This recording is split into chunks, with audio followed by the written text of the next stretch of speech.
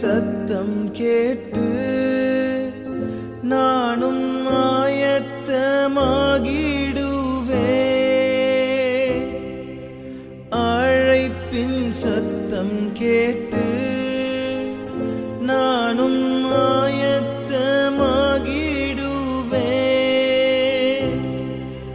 நாட்களும் நெருங்குதே,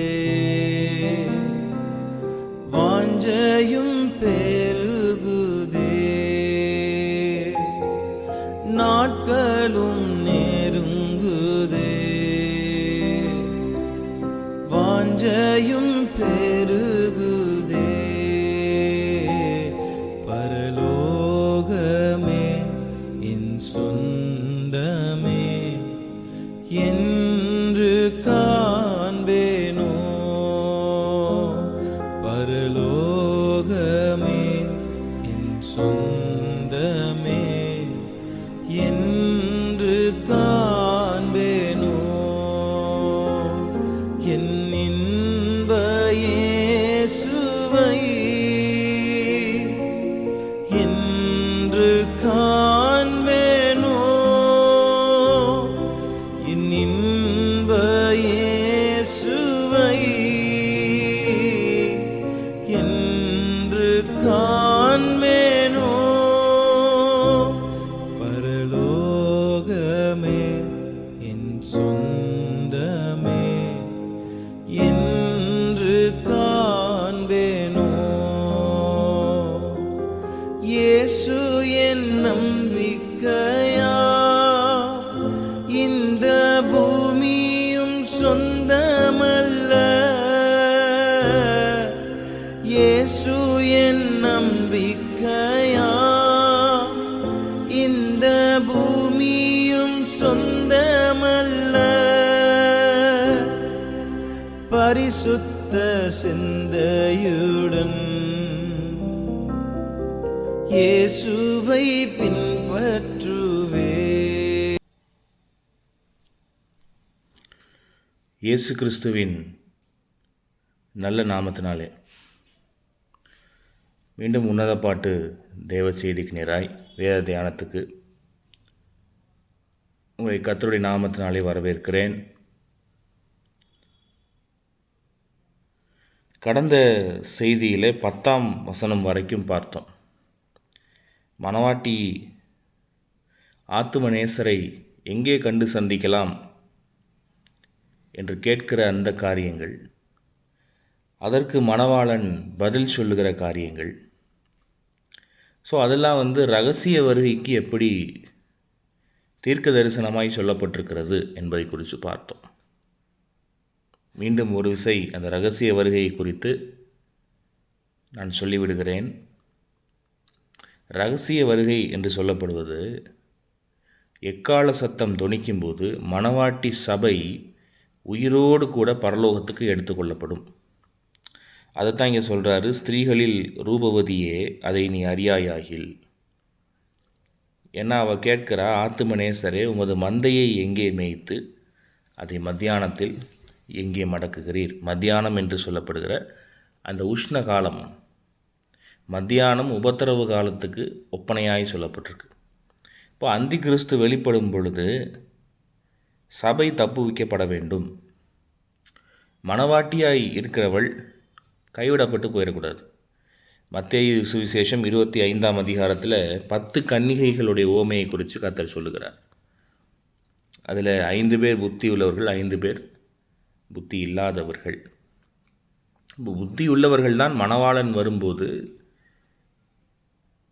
அவரோடு கூட கல்யாண விருந்துக்குள் பிரவேசிக்க முடிந்தது. புத்தி இல்லாத கன்னிகளால் உள்ளே போக முடியல. அப்போது மணவாளன் வருகிற அந்த நேரம்தான் ரகசிய வருகை. திருடனைப் போல வருகிறேன்னு சொல்லி வெளிப்படுத்தின விசேஷத்தில் ஆண்டவர் சொல்கிறதை பார்க்கிறோம். அப்போ மணவாளனாகிய இயேசு கிறிஸ்து ரகசியமாய் வந்து தன்னுடைய மணவாட்டி சபையை அவர் மீட்டு கொண்டு என்றென்றைக்கும் தம்முடனே கூட வைத்து கொள்ள அவர் சித்தமாயிருக்கிறார். அதுதான் இங்கே மணவாட்டி கேட்கிறாள், என் ஆத்துமநேசரே உமது மந்தையை எங்கே மேய்த்து அதை மத்தியானத்தில் எங்கே மடக்குகிறீர். எங்கே மடக்குகிறீர். உன்னத பாட்டை பொறுத்த வரைக்கும் கவிதை நயத்திலே சொல்லப்படுகிற ஒரு தீர்க்க தரிசனம். அப்போ இந்த இடத்துல மணவாட்டி சபை கேட்குது, மத்தியானம் உஷ்ண நேரம் வரப்போகிறது. ஒரு மே மாதம்லாம் எடுத்து பார்த்தோம்னு சொன்னால் அவ்வளவு வேதனை பொருந்தின மாதங்கள். அப்போ அவ்வளவு வேதனை பொருந்தின மாதங்கள் மத்தியில் நான் எப்படி தப்பிக்கிறது? உம்முடைய மந்தையாகிய சபையை எங்கே நீர் மடக்கி வைத்து காப்பாற்றுகிறீர் எனக்கு சொல்லும். அப்போ கர்த்தர் என் மேய்ப்பராய் இருக்கிறார் என்று சொல்லி சங்கீதம் 23 வாசிக்கிறோம். அப்போ நாம் தான் அவருடைய மந்தை. அதுதான் பதில் சொல்கிறாரு, ஸ்திரீகளில் ரூபவதியே, அந்த ரகசிய வருகைக்குள்ளே நீ வர வேண்டும் என்று சொன்னால் மத்திய ஆகாயத்திலே இயேசு கிறிஸ்துவாகிய ஆத்தும மணவாளன் வந்து நிற்கும்போது சபையாகிய மணவாட்டி இமை பொழுதிலே போய் ஆண்டவர்கிட்ட போய் நிற்கும். மணவாட்டி சபை எடுத்துக்கொள்ளப்பட்ட உடனே கேட்டின் மகனாகிய அந்தி கிறிஸ்து வெளிப்படுவான். இதை அடுத்த தடவை நான் வீடியோ போஸ்ட் பண்ணும்போது ஒவ்வொரு வசனத்தையும் போட்டு ஒரு பிபிடி ப்ரெசன்டேஷன் மாதிரி நான் உங்களுக்கு கொடுக்குறேன். அப்போ தான் உங்களுக்கு இன்னும் ஈஸியாக இருக்கும். இதை ஒரு தேவ செய்தியாக நீங்கள் கேட்டுக்கொள்ளுங்கள். பின் வருகிற நாட்களில் ஆண்டவருக்கு சித்தம் உண்டானால் நான் மீண்டும் உன்னத பாட்டை, ஏன்னா நாம் ஜீவனோடு இருக்கிற நாளெல்லாம் உன்னத பாட்டை தான் நான் பேசுவேன். அப்போ உன்னத பாட்டை இன்னும் ஆழங்களுக்கு கர்த்தருடைய ஆவியானவர் நம்மை கொண்டு செல்லட்டும். இனி வருகிற காலங்களில் ப்ரெசன்டேஷன் போட்டு ஒவ்வொன்றுக்கும் படம், அதுக்கேற்ற இமேஜஸ் போட்டு, ஒரு 2 வருடங்களுக்கு முன்பாக நான் அதை செய்தேன். நான் அதை திரும்பவும் செய்வேன். ஈஸ்டருக்கு பிற்பாடு கர்த்தருக்கு சித்தம் உண்டானால் மீண்டும் அதை செய்வேன். அதே சமயத்தில் வெளிப்படுத்தின விசேஷத்தையும் நான் கவர் பண்ண சித்தமாக இருக்கிறேன், விருப்பமாக இருக்கிறேன். அதனால் ஜெபித்து கொள்ளுங்கள். அப்போ ரகசிய வருகை என்று சொல்லப்படுவது மொத்தம் 3 வருகைகள். பொதுவாக கிறிஸ்தவத்தில் நாம் 2 வருகைகளை சொல்லுவோம்.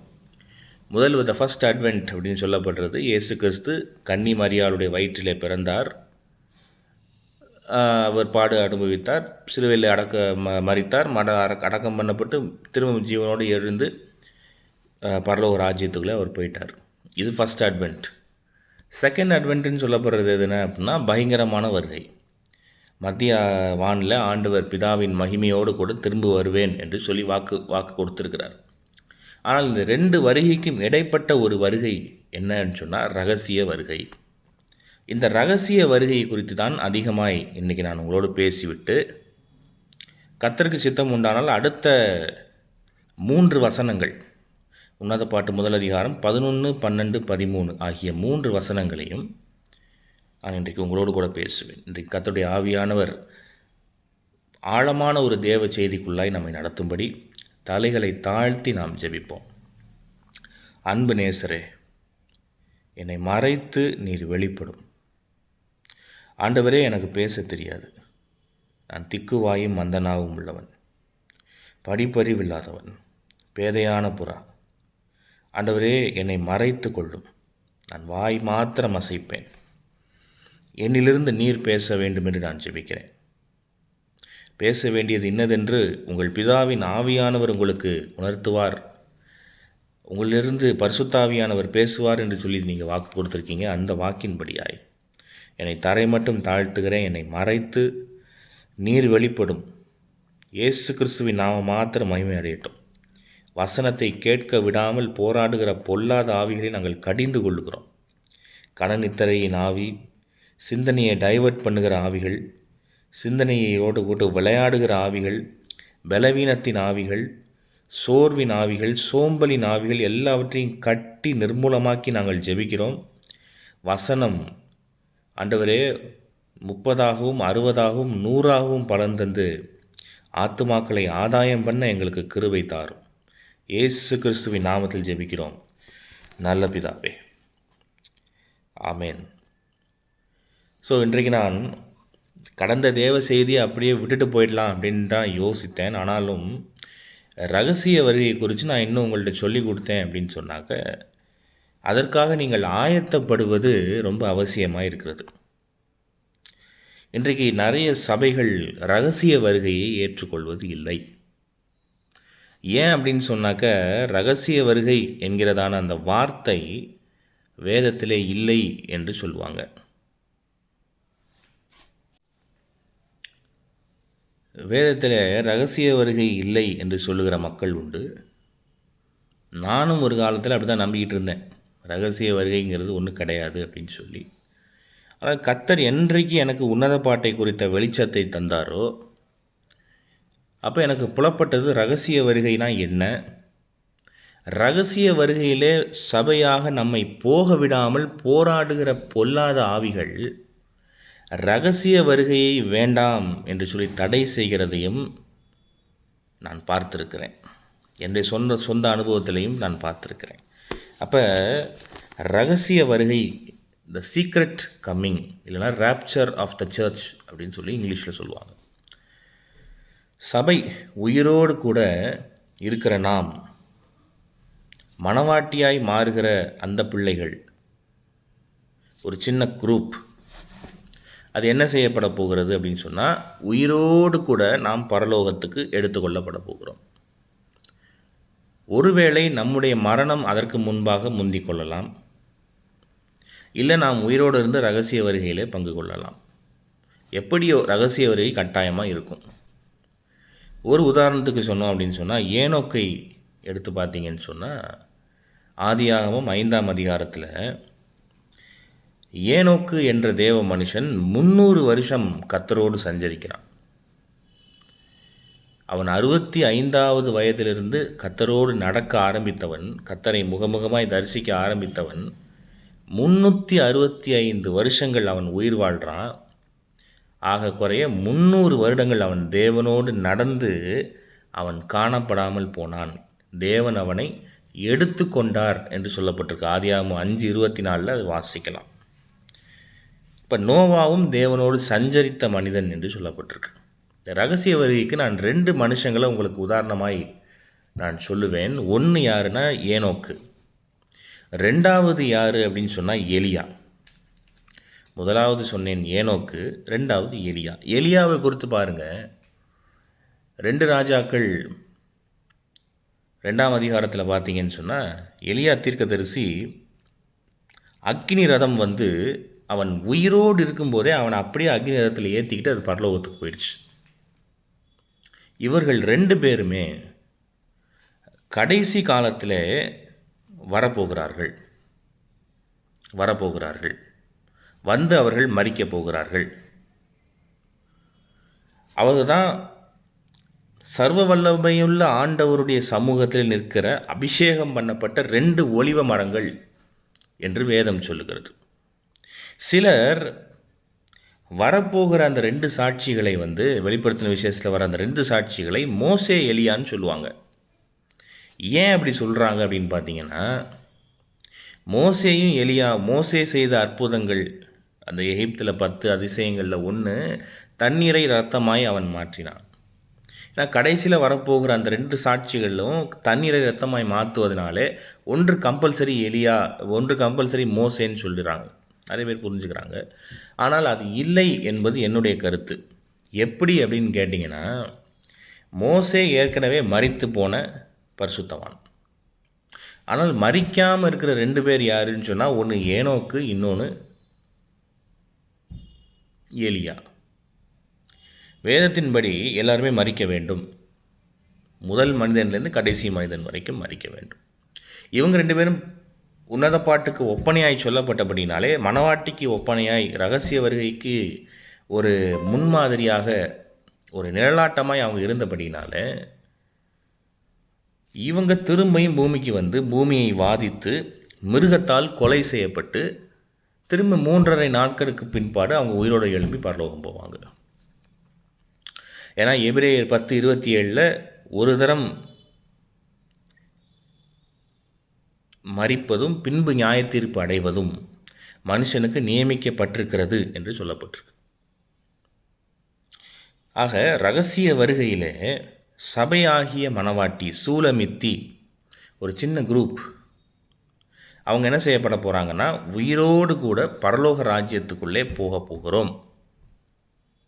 அந்த மணவாட்டி இன்றைக்கு சபைகளில் நான் தான் மணவாட்டி, நான் தான் அந்த சபை, நான் தான் இந்த சபை அப்படின்னு சொல்லி வாக்குவாதத்தில் அடித்து கொள்ளுகிறார்களே தவிர உண்மையாய் நேசரை பின்பற்றுகிற சபை மிக குறைவு. ஆனால் கர்த்தர் டினாமினேஷனை பார்க்கிறவர் கிடையாது, நம்முடைய பாரம்பரியத்தை பார்க்கிறவர் அல்ல, நம்முடைய ஐஸ்வர்யத்தை பார்க்கிறவர் அல்ல, அனுபவங்களை பார்க்கிறவர் அல்ல. அவர் எதை பார்க்கிறவர்? வசனத்துக்கு கீழ்ப்படுகிறோமா, அதைத்தான் பார்க்கிறவர். அப்போ வசனத்தை ஏற்றுக்கொண்டு வசனத்துக்கு கீழ்ப்படிந்து எந்நேரம் கர்த்தரோடு சஞ்சரிக்கிற அந்த பிள்ளைகள் மணவாட்டி என்கிற ஸ்தானத்தை பெறுகிறாங்க. அவங்க தான் சூலமித்தி. இந்த உன்னத பாட்டில் சாலமோனை நேசிக்கிற அந்த சூலமித்தி அபிஷாய், அவள் எப்படி சாலமோனை அப்படியே சாலமோன் மேலே மாத்திரம் நினைவாக இருக்கிறாளோ, இந்த சூலமித்தி ஆகிய திருச்சபை நாமளும் ஆத்ம மணவாளனாகிய சாலமோனுக்கும் மேற்பட்ட சாலமோன் அவர். ஏன்னா மத்தேயு சுவிசேஷத்தில் சாலமோனிலும் பெரியவர் என்று தன்னைத்தானே இயேசு கிறிஸ்து சொல்கிறார்.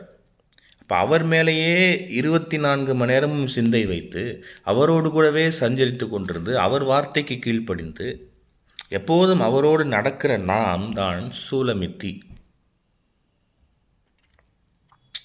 சபைகள் எத்தனையோ இருக்கலாம். அன்றைக்கு சாலமோனை பணிப்பெண்கள் எத்தனையோ பேர் நேசித்தாங்க. ஆனால் அந்த பணிப்பெண்கள் சாலமோனை மாத்திரம் நேசிக்கவில்லை, மற்ற வாலிபர்களையும் நேசித்தார்கள்.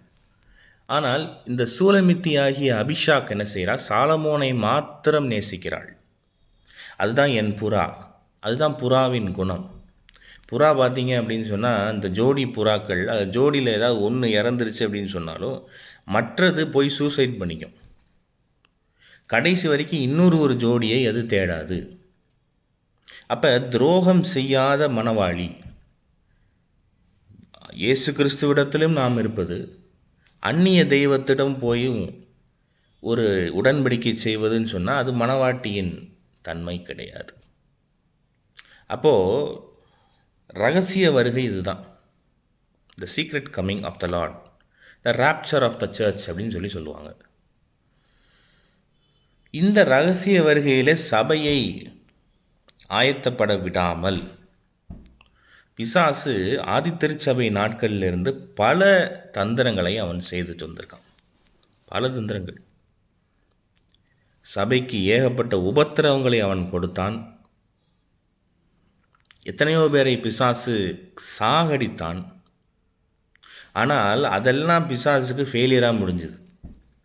எப்படி ஃபெயிலியர்னா, கோதுமை மணியானது நிலத்திலே விழுந்து சாகாவிட்டால் தனித்திருக்கும், செத்ததே ஆகில் அது மிகுந்த பலனை கொடுக்கும்னு சொல்லப்பட்டு. அப்போ விழுந்து விழுந்து விழுந்து இரத்த சாட்சிகள் மறிக்க கிறிஸ்தவம் பெருகி கொண்டே போனது. தேவ பிள்ளைகள் பெருகி கொண்டே போனார்கள். அதாவது ரட்சிக்கப்பட்டவர்களை கர்த்தர் அனுதினமும் சபையிலே சேர்த்து கொண்டு வந்தார். இன்றைக்கு இந்த வசனம் நம்முடைய சபைகளில் நிறைவேறுகிறதா? ரட்சிக்கப்படுறவங்களே ரொம்ப ரேர் இன்னைக்கு. ரெண்டாவது, ரட்சிக்கப்பட்டவங்களை சபையிலே கர்த்தர் அனுதினமும் சேர்த்து கொண்டு வந்தார். அனுதினமும் சபையிலே இணைக்கப்பட்டார்கள் என்று சொல்லி பார்க்குறோம். அப்படின்னா அனுதினமும் ஞானஸ்நானம் பெற்றாங்க. ஒரே ஆள் இல்லை, வித்தியாச புது நபர்கள். தினமும் ஞானஸ்நான ஆராதனை நடந்திருக்குது. இன்றைக்கு எத்தனை சபைகள் அப்படி இருக்குது? எங்கேயுமே இல்லை. வெளிநாடுகளில் இன்றைக்கும் அமெரிக்கா தேசத்தில் சில சபைகள் அப்படி இருக்குது, மனவாட்டியாக இருக்கிறாங்க. நம்முடைய தேசத்திலே அப்படிப்பட்ட ஒரு எழுப்புதல் இல்லை. தென்கொரியாவில் அப்படிப்பட்ட எழுப்புதல் வந்தது. ஆனால் நம்முடைய தேசத்தில் எத்தனையோ ஊழியக்காரர்கள் ஜெபிக்கிறார்கள், ஆனாலும் இப்போ வரைக்கும் எழுப்புதல் இல்லை. அப்போது அந்த ரகசிய வருகையிலே பங்கு கொள்ள வேண்டும். அப்படி அந்த ரகசிய வருகையை மிஸ் பண்ணிட்டோம் என்று சொன்னால் கட்டாயமாய் கைவிடப்படுவோம். ஆண்டவர் சுவிசேஷத்தில் சொல்கிறாரு, அந்த ராத்திரியிலே 2 பேரில் ஒருத்தங்க எடுத்துக்கொள்ளப்படுவாங்க. 2 பேர் படுக்கையில் படுத்திருந்தால் ஒரு ஆள் எடுத்துக்கொள்ளப்படும், மற்றவங்க கைவிடப்படுவாங்கன்னு சொல்லியிருக்கிறார். அப்போது எவ்வளவு நெருக்கமான ஒரு பாதை, எந்த அளவுக்கு சபை ஆயத்தப்பட வேண்டும் என்பது தான் இங்கே காரியம். இந்த ரகசிய வருகையிலே கைவிடப்பட்டோம் அப்படின்னு சொன்னாக்க அந்தி கிறிஸ்துவிடத்திலே ஒப்பு கொடுக்கப்படுவோம். அந்த வெளிப்படுத்தின விசேஷம் முழுக்க பார்த்தோம். அதாவது தானியேல், உன்னத பாட்டு, வெளிப்படுத்தின விசேஷம், இது மூணுமே ஒன்றை ஒன்று தொடர்புடையது. அப்போ வெளிப்படுத்தின விசேஷத்தில் அந்தி கிறிஸ்து வெளிப்படும் பொழுது அங்கே சொல்லப்பட்டிருக்குது, பயங்கரமான உபத்திரவம் பூமிக்கு ஏற்படும். அதை குறித்து தான் ஆண்டவர் சுவிசேஷத்திலையும் சொன்னார், மனுஷன் உலகத்தோற்றம் முதல் அவன் காணாத உபத்திரவம் அந்த நாட்களில் ஏற்பட்டிருக்கும். கைவிடப்பட்டால் அவ்வளவுதான். அந்தி கிறிஸ்து 666 முத்திரையை வாங்க சொல்லும்படி அதை அவன் கட்டாயப்படுத்துவான். கட்டாயப்படுத்துறது மாத்திரம் கிடையாது, அதை வாங்கினால் ஒழிய யாருக்கும் கொல்லவோ விற்கவோ முடியாது என்கிறதான அந்த சூழ்நிலை ஏற்படும். அப்படிப்பட்ட ஒரு நேரத்தில் நாம் யோசித்து பார்ப்போம், எவ்வளவு கடுமையான ஒரு காலகட்டம். இப்போ பாருங்கள், ஏதாவது ஒரு பொருள் வாங்கணும் அப்படின்னு சொன்னாலும் நீங்கள் அந்த 666 முத்திரையை பெற்றிருந்தால் ஒழிய உங்களால் எதுவுமே செய்ய முடியாது.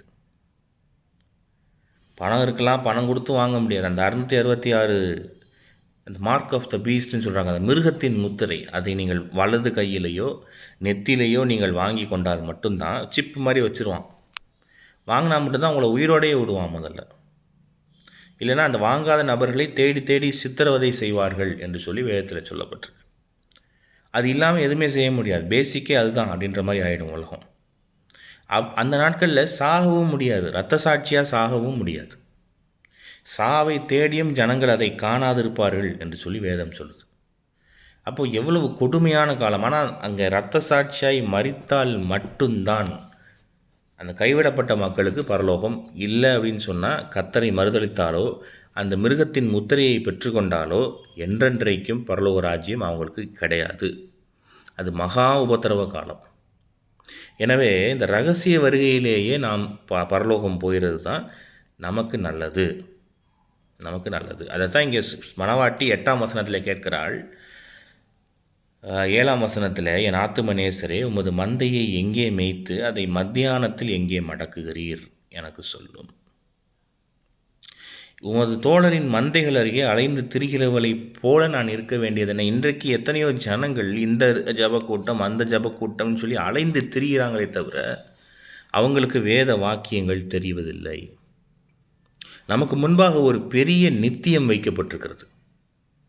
ஒன்று, கிறிஸ்துவுடனே கூட பரலோக ராஜ்யத்தில் சந்தோஷமாய் வாழப்போகிற முடிவே இல்லாத வாழ்க்கை, அந்த நிலை வாழ்வு. ரெண்டாவது, கிறிஸ்து இல்லாமல், இளைப்பாறுதல் இல்லாமல், சந்தோஷம் இல்லாமல் என்றென்றைக்கும் அக்கினி கடலிலே தவிக்கிற மகா வேதனைப்படுகிற கொடிய துன்பம், அதுக்கும் முடிவு கிடையாது. அதுவும் ஒரு நிலை வாழ்வு. இந்த 2 நிலை வாழ்வில் எதுக்கு போக போகிறோம்? அதற்கு தான் இந்த பூமியில் வாழ்ந்துக்கிட்டு இருக்கோம். கிறிஸ்துவை ஏற்றுக்கொண்டு கிறிஸ்து காண்பித்த வழியிலே நீங்கள் நடப்பீர்கள்னு சொன்னால், நீங்களும் நானும் கர்த்தருடைய ராஜ்யத்திலே போய் என்றென்றைக்கும் அவரோடு சந்தோஷமாக இருப்போம். ஒருவேளை கிறிஸ்துவை ஏற்றுக்கொள்ளவில்லை என்றாலோ, கிறிஸ்துவை ஏற்றுக்கொண்டு பாவம் செய்தாலோ, அல்லது கள்ள உபதேசத்தில் இருந்தாலோ, ஆண்டவர் விரும்பாத எந்த காரியத்தில் இருந்தாலும் கர்த்தருடைய ராஜ்யத்துக்கு போக முடியாது. என்றென்றைக்கும் உள்ள அக்கினி கடலிலே போய் விழ வேண்டியதாக இருக்கும், விழ வேண்டியதாக இருக்கும். எனவே இதை நீங்கள் பார்த்து கொள்ளுங்க. இது அந்த ரகசிய வருகை. இன்றைக்கு உலகம் கிறிஸ்துவை ஏற்றுக்கொள்வதற்கு ஆயத்தமாக இல்லை. ஏன் அப்படின்னு சொன்னால், பிசாசு பல திறந்த வாசல்களை, அதாவது கேட்டுக்கு போகிற வழி விசாலமாக இருக்கும், ஜீவனுக்கு போகிற வழி தான் ரொம்ப இடுக்கமாக இருக்கும். அதை கண்டுபிடிக்கிறவர்களோ சிலர். அப்போ கேட்டுக்கு போகிற அந்த வாசல் விசாலமாக இருக்கும்படி பிசாசு பல கதவுகளை திறந்து வைத்திருக்கிறான்.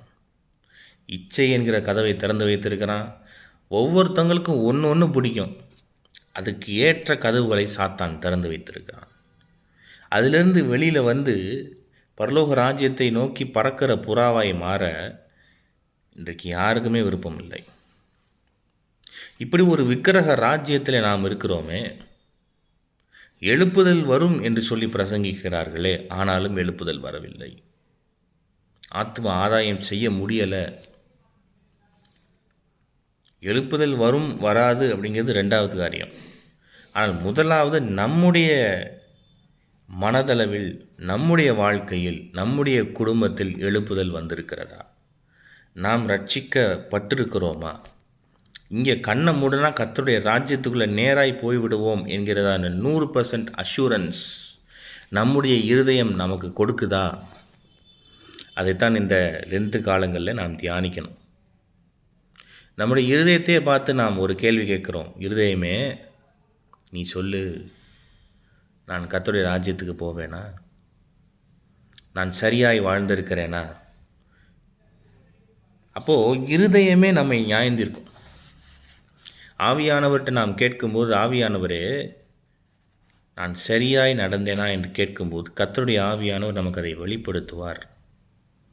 எனவே இந்த ரகசிய வருகைக்கு தான் இந்த லென்த்து நாட்களில் நாம் ஆயத்தப்பட தொடங்குகிறோம். இனி காலம் செல்லாது. இனி வருகிற வருஷங்கள் எல்லாம் கர்த்தரை பிடிச்சுக்கலை அப்படின்னு சொன்னாக்க பிசாசு நம்மை மேய்ந்து போட்டு விடுவான். கர்த்தரை இறுக்கி பிடிக்கலை அப்படின்னு சொன்னால் பிசாசு வந்து மேய்ஞ்சு போட்டுருவான். அந்த வேலியை சரியாக போடலைன்னு சொன்னால் உள்ளுக்குள்ளே இருக்கிற ஆட்டுக்குட்டிகளை ஓனாய் பீறுவதைப் போல சத்துரு தேவ பிள்ளைகளை பீறும்படி சுற்றி கொண்டிருக்கிறான். எனவே ஜாக்கிரதையாக இருக்கணும். அப்போ ரகசிய வருகையை குறித்ததான ஒரு சின்ன தேவ செய்தி முடிந்தது. இப்போ நாம் தொடர்ந்து வேத பாடத்துக்குள்ளாய் போகலாம். 11, 12, 13 உன்னத பாட்டின் புஸ்தகம் முதல் அதிகாரம் 11, 12, 13 ஆகிய வசனங்கள். அதில் 11ஆம் வசனத்தை முதலாவது வாசிப்போம். வெள்ளி பொட்டுகளுள்ள பொன் ஆபரணங்களை உனக்கு பண்ணுவோம். அப்போ ஒரு பெண்ணுக்கு அழகு என்ன அப்படின்னா ஆபரணங்கள். இங்கே பெண்களுக்கு ஆபரணம் அப்படிங்கிறதுக்காக நகையை தூக்கி அள்ளி போட்டுக்கோங்கன்னு ஆண்டவர் சொல்லலை. ஆபரணத்துக்கு ஒப்பாய் அவர் எதை கொடுக்க விரும்புகிறாராம்? ஏசாயா தீர்க்கதரிசன புஸ்தகம் 61ஆம் அதிகாரத்தின் 10ஆம் வசனத்தை நாம் பார்க்கும் பொழுது அங்கே ஒரு காரியம் சொல்லப்படுது. ஏசாயா 61:10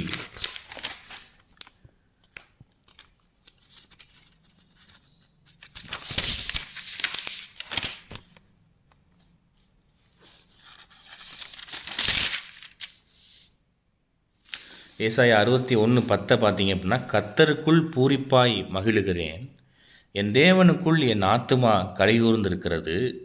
மணவாளன் ஆபரணங்களினால் தன்னை அலங்கரித்து கொள்ளுகிறதற்கும் மணவாட்டி நகைகளினால் தன்னை சிங்காரித்து கொள்ளுகிறதற்கும் ஒப்பாக அவர் எதை நமக்கு கொடுக்கிறாராம்? ஆபரணமாய் அவர் ரட்சிப்பின் வஸ்திரங்களை எனக்கு உடுத்தி நீதியின் சால்வையை எனக்கு தரித்தார். அப்போ ரட்சிப்பின் வஸ்திரத்தை கர்த்தர் நம்ம மேல் போர்த்தி நீதி என்கிற சால்வை, அந்த நீதி என்ன? கர்த்தருடைய வேதம் தான் நீதி.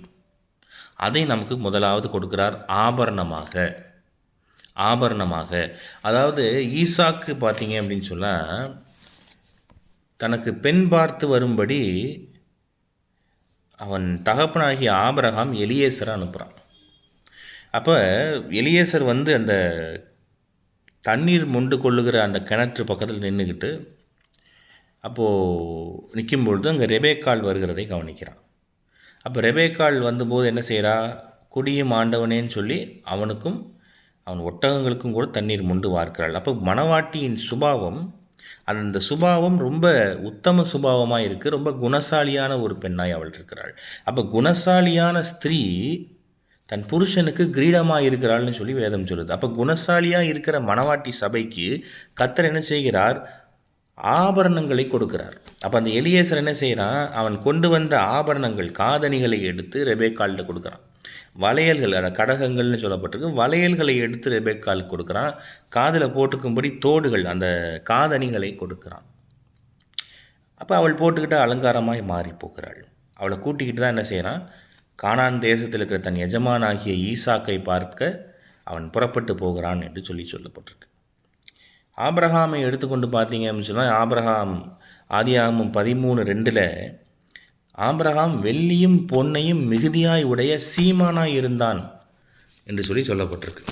அப்போ வெள்ளியும் பொன்னும் மிகுதியாய் உடைய சீமான் கர்த்தர் எகிப்திலிருந்து அந்த ஜனங்களை புறப்பட்டு வர செய்யும்போது எகிப்தியர் கண்களில் தயவு கிடைக்க செய்கிறார். தயவு கிடைக்க செய்யும்போது இந்த 400 வருஷ உபத்திரவத்துக்கு பிற்பாடு அவங்க என்ன செய்கிறாங்க, வெள்ளியையும் பொன்னையும் எடுத்துக்கொண்டு அவங்க கானானை நோக்கி பயணப்படுகிறார்கள். அந்த விடுதலை பயணம் யாத்ரா புஸ்தகத்தில் அப்படி சொல்லப்பட்டிருக்கு. ஆனால் சங்கீதக்காரன் என்ன சொல்கிறான்னு பார்த்தீங்கன்னா, அநேகமாயிரம் பொன் வெள்ளியை பார்க்கிலும் நீர் விளம்பின வேதமே எனக்கு நலம். நீர் விளம்பின வேதமே எனக்கு நலம். அப்போ பொன்னையும் வெள்ளியையும் பார்க்கிலும் விலையேற பெற்ற வசனத்தால் நம்மை கர்த்தர் அலங்கரிக்கிறார். அதை வெள்ளி சிறகுகள், அந்த புறா சிறகுகளை எப்படி மாற்றுறாரு, வெள்ளி சிறகுகளுடைய புறாவாய் மாற்றுகிறார், தங்கமயமாய் மாற்றுறார். நான் ஒரு காலத்தில் வேதத்தை, பைபிளை அப்படியே லிட்ரலாக கோவத்தில் தூக்கி அப்படியே கீழே போட்டிருக்கேன். ரட்சிக்கப்பட்டதுக்கு முன்னாடி ஏதோ ஒரு கோவம், ஆனால் வேதத்தை நான் தூக்கி செவுத்து மேலே விட்டுறிஞ்சிருக்கிறேன். வேத வாக்கியங்களை சொன்னவர்களை கன்னத்தில் அறைந்திருக்கிறேன். ஏன்னா அது எனக்கு அற்பமாய் அந்த காலத்திலே தோன்றினது. ஆனால் கர்த்தர் அந்த வேத வாக்கியங்களை நான் கற்றுக்கொள்ளும்படி கிட்டத்தட்ட 13 வருஷங்கள் அவர் மகா உபத்திரவ பாதையிலே என்னை கொண்டு போனார்.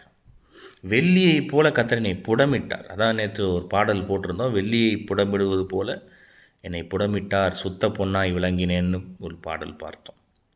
அப்போ வெள்ளியை புடமிடுவது போல், அது ஸ்மெல்ட்டிங் ப்ராசஸ்னு கெமிஸ்ட்ரியில் சொல்லுவாங்க. இப்போ வெள்ளியை புடமிடும்போது ரொம்ப அதிகமான அக்னியை உபயோகப்படுத்தி புடமிடும். அது போல் கர்த்தர் என்னை புடமிட்டு இந்த பொன்னையும் வெள்ளியையும் விட வேத வசனமாகிய பொன்னை கர்த்தர் எனக்கு கொடுத்து என்னை கர்த்தர் அலங்கரித்தார். அதே போல தான் சொல்லுகிறேன், வெள்ளி பொட்டுகள் உள்ள பொன் ஆபரணங்களை உனக்கு பண்ணுவோம். அதான் உன்னத பாட்டு 1 அதிகாரம் 11ஆம் வசனத்தின் விளக்கம். வெள்ளி பொட்டுகளோடு கூட பொன் ஆபரணங்கள் ரெண்டையும் கொடுக்குறார். வெள்ளியையும் கொடுக்குறார், பொன்னையும் கொடுக்குறார். இந்த வேத வசனம் வெள்ளிக்கும் ஒப்பனையாய் சொல்லப்பட்டிருக்கு, பொன்னுக்கும் ஒப்பனையாய் சொல்லப்பட்டிருக்கு. ரெண்டுமே பரிபூர்ணத்தை குறிக்குது, ஆசீர்வாதங்களை குறிக்குது, நித்திய ஜீவனை குறிக்குது. கர்த்தருடைய சொற்கள் 7 தரம் மண் குகையிலே வைத்து உருக்கப்பட்ட வெள்ளிக்கு ஒப்பனையான சுத்த சொற்கள் என்று சொல்லி சங்கீதம் 19ஆம் அதிகாரத்திலே நம்மால் பார்த்துக்க முடியும். அதேபோல் வெள்ளியிலிருந்து களிம்பை கர்த்தர் முதல்ல நீக்குவார். பிரசங்கியின் புஸ்தகத்தில் சொல்லப்பட்டிருக்கு, வெள்ளியிலிருந்து களிம்பை நீக்கிவிடு, அப்போது தட்டானால் நல்ல உடைமை பிறக்கும். ஒரு காலத்தில் நான் சாட்சியாய் சொல்லுகிறேன், எனக்கு முந்தைய வேத வாக்கியங்களுக்கு அர்த்தமே தெரியாது. நான் எடுத்து வாசிக்கிறதெல்லாம் ஒன்று வாசிப்பேன். இப்படி பைபிளை ரேண்டமாக திறப்பேன், ஏதாவது ஒரு வசனம் கண்ணுக்கு போடும், அந்த ஒரு வசனத்தை மாத்திரம் தான் வாசிப்பேன், வேறு எதையும் வாசிக்க மாட்டேன். நான் காலேஜ் படித்த போது என் கூட ஒருத்தன் இருந்தான், அவன் எனக்கும் மேலே 1 கொரிந்தியர் 14ஆம் அதிகாரத்தில் ஒரு அந்த டேக் வச்சுருப்பான், இந்த நூல் வச்சுருப்பான், புக் மார்க் வச்சுருப்பான். நானும் அவன் ரூமுக்கு டெய்லி போவேன், டெய்லி அதை மட்டும்தான் படிப்பானே தவிர அங்கிட்டும் படிக்க மாட்டான், இங்கிட்டும் எதையும் படிக்க மாட்டான். அந்த 1 கொரிந்தியர் 14 அதை மட்டும்தான் கடமைக்கு டெய்லி வாசிப்பான். அந்த ஒரு பேஜில் மட்டும்தான் வாசிப்பானே தவிர இங்கேயும் வாசிக்க மாட்டான், அந்த பக்கமும் வாசிக்க மாட்டான், எதையுமே வாசிக்க மாட்டான். கேட்டால் எனக்கு ஆண்டவருக்கு இருக்கிற தொடர்பு இதே போதும், இதே பெரிய விஷயம் அப்படிமா. அப்படிப்பட்டதான என்னை கர்த்தர் இன்றைக்கு 27வது முறையாய் வாசிக்க வைத்து கொண்டிருக்கிறார். ஆண்டவருடைய நாமத்துக்கு மகிமை உண்டாவதாக. கர்த்தருக்கு ஸ்தோத்திரம். அதனால தான் இந்த சாட்சியை சொல்கிறேன். அப்போ நான் நினச்சேன் ஒரு காலத்தில், இந்த வேத வசனங்களை வச்சு என்ன புண்ணியம்? வாழ்க்கைக்கு தேவை பணம் தானே, வாழ்க்கைக்கு தேவை புகழ் தானே, 4 பேர் நம்மளை நீங்கள் பெரிய ஆளாக இருக்கீங்கன்னு சொல்லணுமே, ஞானத்தில் பெரியவர்களாக இருக்கீங்கன்னு சொல்லணுமே, பெரிய உத்தியோகத்தில் நம்ம இருக்கணுமே, அதெல்லாம் தான் நான் நினச்சேன். ஆனால் கர்த்தர் அதெல்லாம் நித்திய ஜீவனுக்கு ஏதுவானது இல்லை, அதையெல்லாம் நான் உனக்கு கொடுப்பேன். ஆனால் முதலாவது நீ எப்படிப்பட்ட பாதையிலே நடந்து வர வேண்டும்? ஒரு குகை, வெள்ளியை புடமிடுகிற ஒரு குகையைப் போல ஒரு குகையின் அனுபவத்திலே கர்த்தரனை கொண்டு போய், வனாந்திர அனுபவத்திலே ஆண்டவரனை கொண்டு போய் வெள்ளியிலிருந்து களிம்பை முதல்ல நீக்கினார். களிம்பு வெள்ளியை ஸ்மெல்ட்டிங், அதில் ஸ்மெல்ட் பண்ண பண்ண பண்ண பண்ண வெள்ளியை பார்த்தீங்கன்னா அப்படி ஷைனிங்காக பல பல பல பல நம்ம முகம் பார்க்குற மாதிரி முகம் பார்க்கலாம். அந்த அளவுக்கு கர்த்தர் புடமிட்டார். அவ்வளவு உபத்திரவம் என்கிற அக்கினியை என் மேல் ஊதி ஊதி ஊதி என்கிட்ட இருந்த களிம்பை எல்லாம் ஆண்டவர் அகற்றி போட்டார். இன்னும் அகற்றி கொண்டே இருக்கிறார். அதுதான் நம்ம வாழ்க்கையிலும் ஆண்டவர் செய்கிறார். மனவாட்டியுடைய வாழ்க்கையில் அதைத்தான் செய்கிறார். பாவம் என்கிறதான களிம்பு, ஆண்டவருக்கு கீழ்ப்படியாமை என்கிறதான களிம்பு, நித்திய ஜீவனுக்கு போகணுங்கிற அந்த ஒரு உணர்வில்லாத களிம்பு, கர்த்தருடைய வார்த்தையை விட உலக காரியம்தான் வேண்டும் என்று சொல்லப்படுகிற அந்த களிம்பு, பிசாசுக்கு செவி கொடுக்கிற அந்த களிம்பு, அதெல்லாம் நீங்கும்படி நம்மை கர்த்தர் புடமிட்டு கொண்டே இருப்பார். புடமிட்டால்தான் வெள்ளியாக இருக்கிற நாம பொன்னாகவும் திகழ முடியும். யோபு சொல்லுகிறான், அவர் என்னை புடமிட்ட பின்பு நான் சுத்த பொன்னாய் விளங்குவேன். Pure gold. ஆண்டவருக்கு கலப்படம் எப்பயுமே பிடிக்காது. ஆண்டவரே, நான் எப்போதும் உம்மோடு இருக்கிறேன், இந்த ஒரு சின்ன பாவத்தை மாத்திரம் செய்து கொள்ளுகிறேன் என்று சொன்னால் கர்த்தர் ஒத்துக்கொள்ள மாட்டார். ஒரு சின்ன தவறை மாத்திரம் செய்து கொண்டுக்கிறேன், அதை ஆண்டவர் கண்டுக்கக்கூடாது. இன்றைக்கி நிறைய பேர் அப்படிப்பட்ட ஒரு கீழ்ப்படியாமல் இருக்கும். நான் இந்த ஒரு பாவத்தை மாத்திரம் செய்து கொள்ளுவேன், கர்த்தர் அதை கண்டுக்க மாட்டார். இல்லை, நாம் செய்கிற அந்த ஒரு சிறு தவறையும் கூட கர்த்தர் நியாய தீர்ப்பிலே கொண்டு வந்து நிறுத்துவார். ஆண்டவருக்கு என்ன ஒரே நோக்கம்னு சொன்னால், அவர் எப்படி பரிசுத்தராக இருக்கிறாரோ அதே போல் அவருடைய மனவாட்டியும் பரிசுத்தவாட்டியாக இருக்கணும். கரைதிரை இல்லாத ஒரு வாழ்க்கை, கரைதிரை இல்லாத ஒரு ஜீவியம். அதுதான் இங்கே சொல்கிறார், வெள்ளி பொட்டுகள் உள்ள பொன் ஆபரணங்களை உனக்கு பண்ணுவோம். ஆனால் இஸ்ரவேல் ஜனங்கள் அப்படி ஆண்டவர் வெள்ளியும் பொன்னையும் அந்த இஸ்ரவேல் மக்களுக்கு கொடுத்து, எகிப்தியர்கள்ட்ட இருந்த வெள்ளியும் பொன்னையும் கர்த்தர் அவங்க கண்களில் தயை கிடைக்க செய்து இவங்களுக்கு கொடுத்து கானானுக்கு அழைச்சிட்டு போகிறாரு. ஆனால் அந்த போகிற நேரத்தில் அவங்க என்ன செஞ்சாங்க, அந்த வெள்ளியும் பொன்னையும் அந்த தங்கத்தையெல்லாம் வச்சு கன்றுக்குட்டியை செய்தார்கள், அதை வணங்கினார்கள். அப்போ ஆண்டவர் சொல்கிறாரு, உங்கள்கிட்ட இருக்கிற எல்லா தங்கத்தையும் தூக்கி நெருப்பில் போட்டுருங்க, தூக்கி எரிஞ்சிருங்கன்னு சொல்கிறார். அப்போ நம்ம கவனமாக இருக்க வேண்டிய காரியம் என்ன, நம்மை நம்பி ஆண்டவர் ஒரு ஆசீர்வாதத்தை கொடுக்குறாருன்னு சொன்னால், கர்த்தர் விரும்பாத ஒரு அந்நிய காரியத்தை நாம் செய்கிறோம், ஒரு அந்நிய தேவனை வணங்குகிறோம் அப்படின்னு சொன்னால், இல்லை அந்நிய தேவனுக்கு ஒப்பாக இருக்கிற பாவங்களை செய்கிறோம் என்று சொன்னால், முதலாவது ஆண்டவர் என்னத்தை பிடுங்குவார்னு சொன்னால் நம்முடைய ஆசீர்வாதங்களை பிடுங்கிடுவார். முதல் அடி எங்கே விடும் அப்படின்னு சொன்னாக்க ஃபினான்ஸில் தான் விடும். பணத்தில் கர்த்தர் கை வைப்பார். பணம் இருக்க போய் தானே நீ கொழுப்பாய் ஆடுற, முதலாவது பணத்தில் கை வைப்பார். அடுத்து பாருங்கள், இந்த வசனம் வெள்ளியும் பொன்னையும், அதாவது முதல்ல உலக காரியத்தை கர்த்தர் அடிப்பார்னு சொன்னேன். ரெண்டாவது வெளிப்படுத்தின விசேஷம் 2ஆம் அதிகாரத்தில் பாருங்கள், அதில் 7 சபைகளுக்கு சொல்லப்படுகிற போது ஒரு சபையை பார்த்து சொல்கிறார், உன் விளக்கு தண்டை உன்னை விட்டு நீக்கி விடுவேங்கிறார். நீ மனம் திரும்பாத பட்சத்தில், நான் அந்த வசனத்தை வாசிக்க விரும்புகிறேன், என்னோடு கூட திருப்பிக் கொள்ளுங்கள். வெளிப்படுத்தின விசேஷம் ரொம்ப முக்கியமான ஒரு வசனம் அது.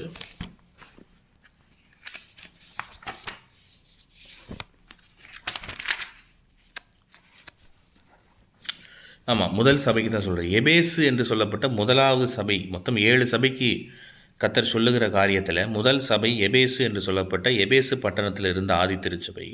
அதுக்கு சொல்கிறாரு 4ஆம் வசனம், 2ஆம் அதிகாரம் 4ஆம் வெளிப்படுத்தல் 2:4 பாருங்கள், நீ ஆதியில் கொண்டிருந்த அன்பை விட்டாய் என்று உன் பேரில் எனக்கு குறை உண்டு. அந்த சபை என்ன பாவம் செய்யுது பாருங்கள், நான் வெறுக்கிற நிக்கோலாய் மதஸ்தரின் கிரியைகளை நீ வெறுக்கிறாய், அதெல்லாம் செய்கிறாங்க. ஆனால் அவங்க என்ன செஞ்சுருக்கிறாங்க, ஆதியில் இருந்த அந்த அன்பு, த ஃபஸ்ட் லவ், இயேசு கிறிஸ்துவை ஏற்றுக்கொண்ட நாளில் இருந்த அந்த நேசம், கர்த்தருக்காய் ஜீவித்த அந்த நேசம், அது அவங்கள்ட்ட இல்லை. அப்போ சொல்கிறாரு அதுக்கு பனிஷ்மெண்ட்டாக 5ஆம் வசனத்தில், வெளிப்படுத்தல் 2:5, நீ இன்ன நிலைமையிலிருந்து விழுந்தாய் என்பதை நினைத்து மனம் திரும்பி ஆதியில் செய்த கிரியைகளை செய்வாயாக. இது இன்றைக்கு எல்லாருக்கும் ஒரு எச்சரிக்கையான ஒரு தேவ செய்தி. இல்லாவிட்டால் நான் சீக்கிரமாய் உன்னிடத்தில் வந்து நீ மனம் திரும்பாத பட்சத்தில் உன் விளக்கு தண்டை அதனிடத்தில் நின்று நீக்கி விடுவேன். சுவிசேஷத்தில் சொன்னார், எல்லாருமே விளக்கை பொருத்தி விளக்கு தண்டின் மேல் வைப்பார்கள். இங்கே சொல்கிறார், விளக்கு தண்டையே நீக்கிடுவேங்கிறார். அதாவது ரட்சிப்பையே பிடுங்கிடுவேன்னு சொல்கிறார். நீ எவ்வளவு பெரிய தீர்க்கதரிசியாக இருந்தாலும் சரி, வேதத்தை 1000 முறை வாசித்திருந்தாலும் சரி, உன்னுடைய ரட்சிப்பையே காலி பண்ணி உன்னை நரகத்துக்கு அனுப்புவேன்னு சொல்கிறார். இது எவ்வளோ ஒரு பயங்கரமான காரியம். எதுக்கு? ஆதியில் கொண்டிருந்த அன்பை விட்டுவிட்டாய் என்று உன் பேரில் எனக்கு குறை உண்டு. இப்போ அந்த ஆதி அன்பு, கர்த்தருக்கு கொடுக்குற அந்த அன்பு, ஆண்டவர் தான் ஃபஸ்ட் பிளேஸில் இருக்கணும். கர்த்தரை காட்டிலும் இன்றைக்கு நாம் எதை அதிகமாய் நேசிக்கிறோம்? கர்த்தரை விட எதுக்கு அதிக முக்கியத்துவம் கொடுக்கிறோம்? ஏலியின் குமாரர்களை ஏலி அதிகமாய் நேசித்தான். அவங்க பாவம் செய்த போதும் ஏலி அவங்கள கண்டிக்கவும் இல்லை. அப்போ தேவனுடைய மனுஷன் வந்து என்ன சொல்கிறான்? கர்த்தர் என்ன சொல்கிறாரு? என்னை விட நீ உன் குமாரர்களை மதிப்பானேன். ஏலி விழுந்து செத்தே போனான். அவன் 2 குமார்களும் செத்து போகிறார்கள். அப்போ வெள்ளி பொட்டுகளுள்ள பொன் ஆபரணங்களை கர்த்தர் நமக்கு செய்து கொடுக்கிறார் என்று சொன்னால் கடைசி வரைக்கும் அதை இழக்காமல் காத்து கொள்ள வேண்டும். வேத வசனங்களை கடைசி வரைக்கும் இழந்துடக்கூடாது. நம்முடைய வாழ்க்கையிலே கர்த்தர் ஒரு ஆசீர்வாதங்களை கொடுக்குறாருன்னு சொன்னால் அதை இழந்து விடக்கூடாது. நமக்கு ஆண்டவர் அபிஷேகங்களை கொடுக்குறாருன்னு சொன்னால் அதையும் இழந்து போகக்கூடாது. அதான் இந்த வேத வாக்கியத்துக்கு அர்த்தம். வெள்ளி பொட்டுகளுள்ள பொன் ஆபரணங்களை உனக்கு பண்ணுவோம்.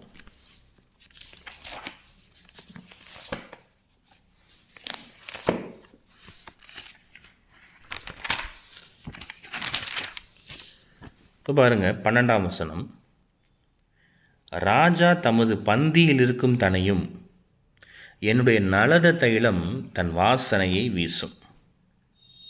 12ஆம் வசனம் பாருங்கள், ராஜா தமது பந்தியில் இருக்கும் தனையும் என்னுடைய நலத தைலம் தன் வாசனையை வீசும்.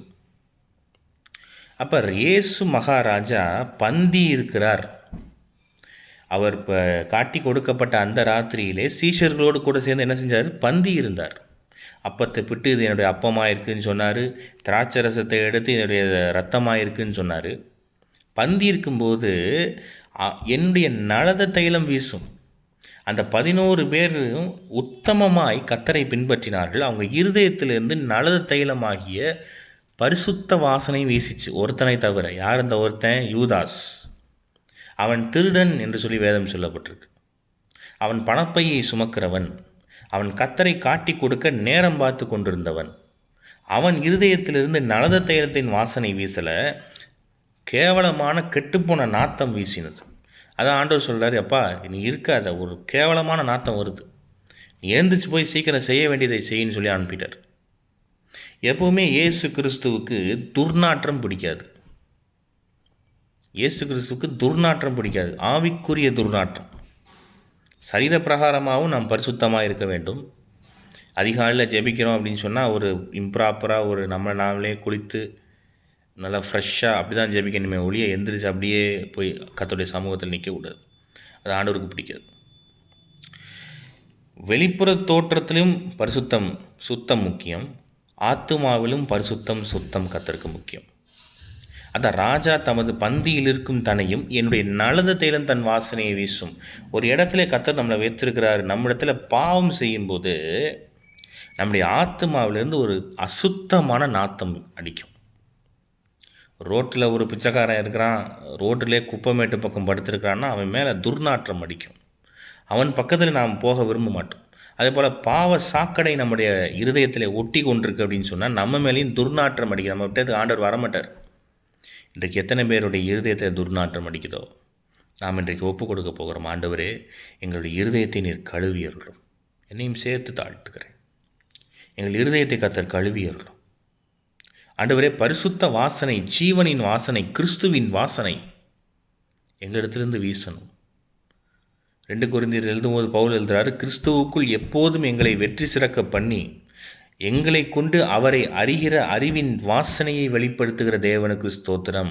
அப்போ கிறிஸ்துவை குறித்து அறிகிற அறிவு நம்மிடத்தில் இருந்தால்தான் நம்முடைய இருதயத்திலிருந்து நல்ல வாசனை வீசும், ஜீவனுக்கு ஏதுவான வாசனை வீசும். ஆதியாகமத்தின் புஸ்தகம் 27ஆம் அதிகாரம் 27ஆம் வசனத்தை பாருங்கள். யாக்கோபு என்று சொல்லப்படுகிற அந்த தேவ மனுஷன் தன் தகப்பன் ஈசாக்கிட்ட போய் நின்று ஆசீர்வாதத்தை அவன் ஏமாற்றி தான் வாங்குகிறான். ஆனால் ஈசாக்கு சொல்கிற காரியம் என்ன? இது என் குமாரனுடைய வாசனை. அவன் வஸ்திரத்தின் வாசனை எப்படி இருக்கான்? கர்த்தர் ஆசீர்வதித்த வயல்வெளியின் வாசனையை போல இருக்கிறது. கர்த்தர் ஆசீர்வதித்த வயல்வெளியின் வாசனை. அப்போ பசுமையான வாசனை யாக்கோபுட்டேருந்து வீசுது, யாக்கோபுடைய வஸ்திரங்கள்லேருந்து வீசுது. அப்போ நம்முடைய ஆவிக்குரிய கண்ணோட்டத்தில் நம்ம பார்க்கணும்னு சொன்னால், நம்முடைய ஆத்மாவிலிருந்து நேசருக்கு பிரியமான நல்ல பெர்ஃப்யூம், சென்டட் ஸ்மெல் வரணும். பாவம் செய்யும்போது அந்த சென்டட் ஸ்மெல் வராது, ஒரு ஒரு கேவலமான ஒரு ஸ்மெல், ஒரு பேட் ஸ்மெல் தான் அடிக்கும். அதை நேசர் விரும்புவதில்லை. அப்போ பந்தி இருக்கிறாரா, ராஜா தமது பந்தியில் இருக்கும் தன்னையும் என்னுடைய நலதத்தையும் தன் வாசனையை. அப்போ இயேசு மகாராஜா நம்மோட கூடவே பந்தியில் இருந்துக்கிட்டே இருக்கணும், நம்மோடு கூட அந்த ஐக்கியத்தில் இருந்துக்கிட்டே இருக்கணும். பந்தி என்று சொல்லப்படுவது போஜனம், உணவு சாப்பிட்றது. வெளிப்படுத்தல் 3ஆம் அதிகாரத்தில் சொல்கிறார், ஒருவன் கதவை தட்டினால் நான் உள்ளே வந்து அவனோடு கூட போஜனம் பண்ணுவேன், பந்தி இருப்பேன்னு சொல்கிறார்.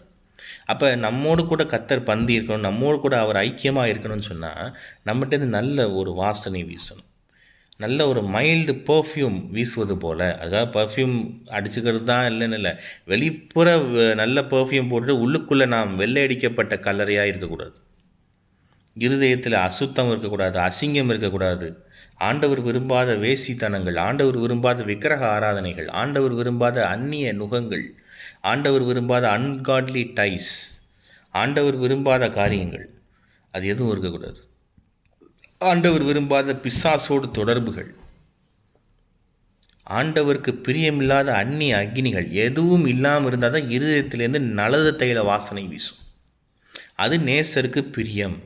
அதை நேசர் முகர்ந்து ஒரு நோவா பலி செலுத்துகிறான். அந்த ஃப்ளட்டுக்கு அப்புறம், இந்த கிரேட் ஃப்ளட், அந்த நோவாவின் காலத்தில் அந்த பெருவெள்ளத்துக்கு பிறகு நோவா பலி செலுத்துகிறான். அந்த பலியின் வாசனையை கர்த்தர் நுகர்ந்தார், அது அவருக்கு இன்பமாக இருந்தது. அப்போ மணவாட்டி சபையின் இருதயத்திலிருந்து, நம்முடைய இருதயத்திலிருந்து என்ன வரணும்? அந்த அருமையான நலத தைல வாசனை வரணும். அது இல்லாத ஒரு துர்நாற்றத்தை நேசருக்கு நாம் கொடுத்து விடக்கூடாது. அதில் நேசர் வேதனைப்படுவார். அந்த வாடை அவருக்கு பிடிக்காத, அவர் விலகி போயிடுவார். அந்த வாடை அவருக்கு பிடிக்காது. அது இங்கே சொல்லப்படுது. 13ஆம் வசனத்தை பாருங்கள். என் நேசர் எனக்கு என் ஸ்தனங்களின் நடுவில் தங்கும் வெள்ளை போல செண்டு. என் நேசர் எனக்கு என் ஸ்தனங்களின் நடுவில் தங்கும் வெள்ளை போல செண்டு. ஸ்தனங்கள் என்று சொல்லப்படுவது இங்கே வேறு விதமான அர்த்தமாய் விளங்கி கொள்ளக்கூடாது. ஸ்தனங்களின் நடுவில் என்று சொல்லப்பட்டிருக்கு. அப்போ ஸ்தனங்களின் நடுவில் எங்கே என்ன இருக்குது? இருதயம் தான் இருக்குது. அப்போ அந்த இருதயத்தில் தங்குகிற வெள்ளை போல செண்டு யார்? ஆத்துமநேசர். வெள்ளை போலம் என்று சொல்லப்படுவது ரொம்ப காஸ்ட்லி. கோல்டை விட வெள்ளை போலம் காஸ்ட்லி. மர் அப்படின்னு சொல்லுவாங்க. வெள்ளைப்போளம் மர் என்று சொல்லப்படுகிற மரத்தின் பிசின். அந்த பிசினை எடுத்து கொஞ்சம் நல்லா பக்குவப்படுத்தி அதை பொடி பண்ணி அதை சென்ட்டுக்கு யூஸ் பண்ணுவாங்க. மருந்தாக யூஸ் பண்ணுறதா கேள்விப்பட்டிருக்கிறேன். அப்போ சென்ட்டுக்கு யூஸ் பண்ணுவாங்க. அந்த வெள்ளைப்போள செண்டு, அந்த செண்டுலேருந்து அப்படியே எடுக்கிறாங்க, செண்டாக அப்படியே பிசின் ஒட்டி இருக்கும். அப்போ அந்த வெள்ளைப்போள செண்டை எடுத்து இருதயத்தில் வைத்தது போல அப்படி காஸ்ட்லியஸ்ட் ஆத்துமநேசரை அவ்வளோ சீக்கிரத்தில் தரிசிக்க முடியாது. அவர் ஒன்றும் அரசியல்வாதி கிடையாது, முக்கிய பிரமுகர் கிடையாது. காசு கொடுத்து லஞ்சம் கொடுத்து அவரை பார்த்துடலான்னு சொல்கிறதுக்கு. அவர் சர்வ வல்லமையுள்ள தேவன். அவர் அவ்வளோ லேஸில் கொண்டு வந்து இருதயத்தில் வைக்கவும் முடியாது. அதுக்கு சுத்தம் தேவை, அதுக்கு ஒரு கமிட்மெண்ட் தேவை. இருதயத்தில் சுத்தம் உள்ளவர்கள் பாக்கியவான்கள், அவர்கள் தேவனை தரிசிப்பார்கள்னு சொல்லியிருக்கிறார் மத்தேயுவில். அப்போ இருதயமாகிய உங்களுடைய அந்த ஸ்தலங்களின் நடுவில் தங்குகிற வெள்ளை போல செண்டாகி ஆத்தும நேசரை கொண்டு வந்து வச்சிங்கன்னா தான் அவரை நீங்கள் தரிசிக்க முடியும். இன்றைக்கு நம்முடைய இருதயத்தில் வெள்ளை போல செண்டுக்கு பதிலாய் நாம் என்ன வைத்திருக்கிறோம்? என்ன வைத்திருக்கிறோம்? எரேமியாவின் புஸ்தகத்தில் ஆண்டவர் சொல்கிறார், உன் இருதயத்தை பொல்லாப்பற கழுவு. இயேசு கிறிஸ்துவின் இரத்தத்தினாலும் பரிசுத்தாவியின் அக்கினினாலும் நம்முடைய இருதயமாகிய அந்த இடத்தை, நம்முடைய மனசை, உள்ளந்திரியங்களை கழுவும் போது தான் இயேசு கிறிஸ்து ஒன்றிலே வந்து இருக்க முடியும். அதான் என் நேசர் எனக்கு என் ஸ்தனங்களின் நடுவில் தங்கும் வெள்ளை போல செண்டு. மணவாட்டி கேர்ள்ஸ் லேடிஸ்லாம் பார்த்தீங்க அப்படின்னா அந்த புக் எடுத்துகிட்டு போவாங்க. புக் எடுத்துகிட்டு போகும்போது இப்படி மார்போடு சேர்த்து புக்கை அணைச்சிட்டு போவாங்க. ஸோ அது ஒரு அன்பாய் செய்கிற காரியமாய் அவர்கள் செய்வார்கள். பெண் பிள்ளைகள் டியூஷன் போகும்போது, ஸ்கூலுக்கு போகும்போது இந்த மாதிரி போய் பார்த்துருப்பீங்க. அப்போ அதுபோல தான் மணவாட்டி சபை பெண்ணுக்கு ஒப்பனையாய் சொல்லப்பட்டிருக்கு உன்னத பாட்டில். அப்போ இருதயத்தில் தங்கணும். எப்படி அந்த கேர்ள்ஸ் வந்து ஒரு டியூஷன் போனாலோ, ஸ்கூல் போனாலோ, காலேஜ் போனாலோ இப்படி புக்கை வந்து இப்படி நெஞ்சோடு சேர்த்து அணைத்து கொண்டே போவாங்க. அது அவங்களுடைய சுபாவம். அதுபோல் இயேசு கிறிஸ்துவை நாம் மார்போடு சேர்த்து அணைத்து இருதயத்திலே அவரை வைத்து கொள்ள வேண்டும். அதான் என் நேசர் என் ஸ்தனங்களின் நடுவில் தங்கும் வெள்ளை போல செண்டு. நேசர் வேற எங்கேயும் போய் தங்க மாட்டார். சிந்தனையில் வைக்க முடியாது. சிந்தனையில் வச்சா சிந்தனை தசை மாறி போய் எங்கேயோ போயிடும். இன்றைக்கி ஒரு சிந்தனை வரும், நாளைக்கு வேறு ஒரு சிந்தனை வரும். இருதயத்துக்கு உணர்வுகள் இருக்குது. அதான் கர்த்தரிடத்தில் மனமகிழ்ச்சியாயிரு, அவர் உன் இருதயத்தின் வேண்டுதல்களை உனக்கு அருள் செய்வார். எப்படி அருள் செய்ய முடியும்? இயேசு கிறிஸ்து நம்முடைய இருதயத்தில் இருந்தால்தான் அவர் நம்முடைய இருதயத்தின் வேண்டுதல்களை அருள் செய்வார். உன் இருதயம் என் கட்டளைகளை காக்க கடவுதுன்னு தான் சொல்கிறார். இப்போ இருதயத்துக்கு உணர்வு இருக்குது. வெள்ளை போல செண்டாகி ஆத்துமநேசரை எடுத்து எங்கே வைக்கணும்? நம்முடைய இருதயத்தில் வைக்க வேண்டும். அவர் விலையேற பெற்றவர். இயேசு கிறிஸ்து பிறந்தபோது மரியாளையும் யோசேப்பையும் தேடி அந்த 3 சாஸ்திரிகள், ஞானிகள் சொல்லப்படுவங்க 3 மாதிரி அவங்க வராங்க. அவங்க வரும்போது என்னத்தை கொண்டு வராங்க? பொன்னையும் வெள்ளியையும் வெள்ளை போலத்தையும் கொண்டு வராங்கன்னு சொல்லி லூக்காவில் வாசிக்கிறோம். அப்போ உன்னத பாட்டை அவங்க எப்படி நிறைவேற்றி அங்கே காட்டியிருக்காங்கங்கிறத நம்ம புரிஞ்சுக்க முடியுது இல்லையா? அப்போ அதாவது என் நேசர் எனக்கு என் ஸ்தனங்களின் நடுவில் தங்கும் வெள்ளை போல செண்டு. அப்போ மிகப்பெரிய தேவன் அவர் குழந்தையாய் பிறந்திருக்கிறார். அவரை கனம் பண்ணும்படி மணவாட்டியாக இருக்கக்கூடியவள் என்னை எப்படி கொண்டு வரா? வெள்ளை போல செண்டாக இருக்கிற அவரை தன் இருதயத்தில் வைத்துக் கொள்வதற்கு அடையாளமாக அந்த 3 சாஸ்திரிகளும் அந்த ஞானிகள் 4 பேரும் என்ன செய்கிறாங்க? வெள்ளியையும் பொன்னையும் விலையேற பெற்ற காரியங்களையும் வெள்ளை போலத்தையும் கொண்டு வந்தார்கள் என்று சொல்லி லூக்காவில் வாசிக்கிறோம். இது 13ஆம் வசனம். 14 பார்த்தீங்க அப்படின்னா, என் நேசர் எனக்கு என்கேதி ஊர் திராட்சை தோட்டங்களில் முளைக்கும் மருதோன்றி பூங்கொத்து. என் நேசர் எனக்கு என்கேதி ஊர் திராட்சை தோட்டங்களில் முளைக்கும் மருதோன்றி பூங்கொத்து. அப்போ இங்கே ஸ்பெஷலாக சொல்லப்படுறார் ஆத்துமநேசர். என்கேதி என்று சொல்லப்படுகிற ஒரு ஸ்தலம், அந்த ஸ்தலம், அந்த இடம் வந்து இஸ்ரேலில் இருக்குது. என்கேதி என்று சொல்லப்படுகிற அந்த ஊருக்கு ஆசாசோன் தாமார் என்று சொல்லப்பட்ட பழைய பேரும் உண்டு. அந்த ஊருக்கு எப்படி சென்னைக்கு வந்து மெட்ராஸ்னு முந்தி சொல்லிட்டு இருந்தாங்க, இப்போ அப்புறம் சென்னைன்னு பேர் மாற்றினது போல் இந்த என்கேதி என்று சொல்லப்படுகிற இந்த பட்டணத்துக்கு பழைய பேர் என்ன வேதத்தில் அப்படின்னு சொன்னால் ஆசாசோன் தாமார். அந்த ஆசாசோன் தாமாரில் கர்த்தர் எப்படி இருக்கிறாராம்? மருதோன்றி பூங்கொத்தாய் அவர் இருக்கிறாராம். மருதோன்றி பூங்கொத்து, மருதாணி செடின்னு சொல்லி இங்கே தமிழில் மொழிபெயர்க்கப்பட்டிருக்கு. மூல பாஷையில் அது வேறு விதமான அழகான ஒரு செடி என்று சொல்லப்பட்டிருக்கு. அப்போ அந்த என்கேதி ஊர் திராட்சை தோட்டங்கள், என்கேதி வந்து அந்த ஊர் எதுக்கு ஃபேமஸ் அப்படின்னு சொன்னால் திராட்சை தோட்டங்கள், ஒலிவத்தோப்புகள், பேரீச்சை செடிகள், அருமையான பசுமையான இடம். அது ரொம்ப அருமையான தண்ணீர் அங்கே ஓடும். என்கேதி நான் வந்து இந்த வீடியோ முடிச்சக்கப்புறம் நான் உங்களுக்கு தனியாக யூடியூப் சேனலில் அந்த லிங்க் இருக்கும். நான் அதை இஸ்ரேலுடைய யூடியூப் சேனல் லிங்க்லேருந்து நான் உங்களுக்கு குரூப்பில் அனுப்புகிறேன், அதை பாருங்கள். ரொம்ப பசுமையான இடம். அங்கே தான் தாவீது 23வது சங்கீதத்தை பாடினான் என்று சொல்லுவாங்க வேத ஆராய்ச்சியாளர்கள். அது சரியானு தெரியல எனக்கு, மேபி இருக்கலாம். அப்படிப்பட்ட ஒரு இடத்துல தான் நேசர் எப்படி முளைக்கிறாராம்? மருதோன்றி பூங்கொத்தாய். அவர் இன்னும் இன்பமான கலர்ஃபுல். ஒரு மருதாணியை நம்ம போட்டோம்னா கை செவக்கும். அதே போல் நம்முடைய வாழ்க்கையை செவக்க பண்ணுகிறவர், கலர்ஃபுல்லாய் மாற்றுகிறவர். அப்போ என்கேதி என்று சொல்லப்படுகிற அந்த இடத்துல ஒரு பிரச்சனை வந்தது. யாருக்கு வந்தது?